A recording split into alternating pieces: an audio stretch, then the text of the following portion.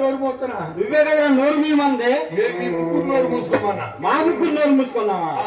రే bye నువ్వు నోరు మూయమన్నావు కాబట్టి మేము నోరు మూసాం రా బాయ్ నోరు మూయమన్నా కాబట్టి నోరు మూసి అవునవును రా బాయ్ ఎదురపోయి నోరు మూయిన నిద్ర మొహమడా ఎందుకురా మన గురుగారు ఏమన్నాడు ఏమన్నారు ఏదో ముందుకు 3 ఊగులుగాడు ఊగారు వెనక 4 ఊగులుగాడు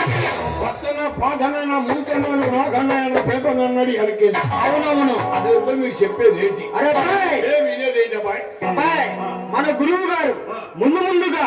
గొప్ప గొప్ప గాయకులను కవులు పండితులు కలుసుకున్నారు నాయన కవులు గాయకులు పండితులు అవును అబ్బాయి కవులు అంటే ఎన్నో రకం కవులు అబ్బాయి